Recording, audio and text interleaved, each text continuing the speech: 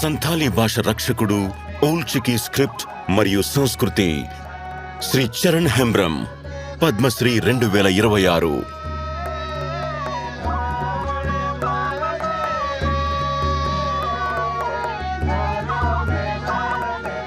చరణ్ హెంబ్రమ్ సంతాలీ భాషకు, ఓల్డ్ చికీ లిపికి మరియు ఆదివాసీ సంస్కృతికి ఒక గుర్తింపును, ఒక భవిష్యత్తును కల్పించడం కోసం తన జీవితాన్ని నిస్వార్థంగా అంకితం చేశారు.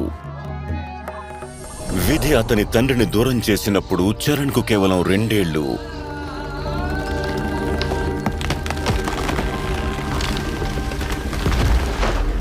అయినా తన తల్లి సంరక్షణలో అతని బాల్యం సహజంగా సాగింది.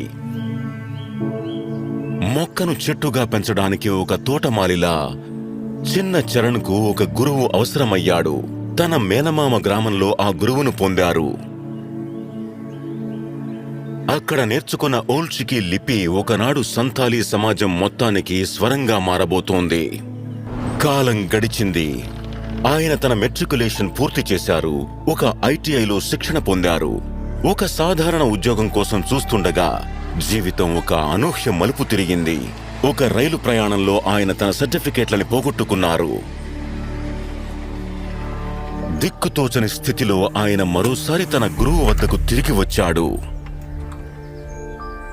ఇది ఒక ప్రమాదం కాదు, విధి పిలుపు. సంతాలి అనేది కేవలం ఒక మార్గం మాత్రమే కాదు, అది నీ జీవిత పరమార్థం.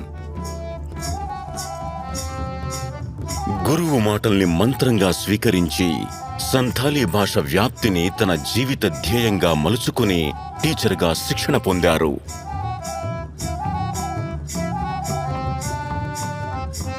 అలా గ్రామాల్లో, స్కూల్స్లో, ఆశ్రమాల్లో, ఒక్కోసారి ఆరుబయట కూడా తన బోధన ప్రారంభమైంది. అడ్డంకులు ఎదురైనా ఆయన ఎప్పుడూ ఆగలేదు.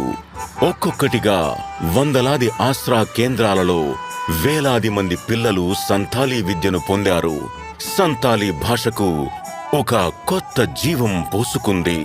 తన అవిశ్రాంత కృషి ఫలితంగా ఆయన సంతాలీ సెక్రటరీగా నియమితులయ్యారు. అక్కడ ఆయన వివిధ సంస్థలను ఏకం చేసి ఈ ఆశ్రాలకు గుర్తింపును కల్పించారు. ఒక పాఠ్య ప్రణాళిక రూపుదిద్దుకుంది.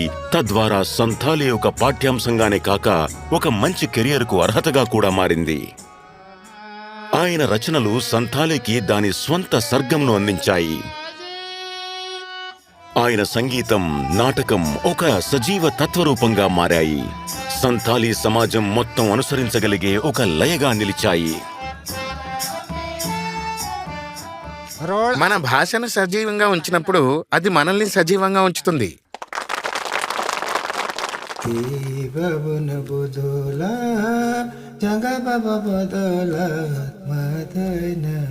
శ్రీ చరణ్ హెంబ్రమ్ గీతాలు పండిట్ రఘునాథ్ ముర్ము శాశ్వత తత్వాన్ని సజీవంగా నిలిపాయి.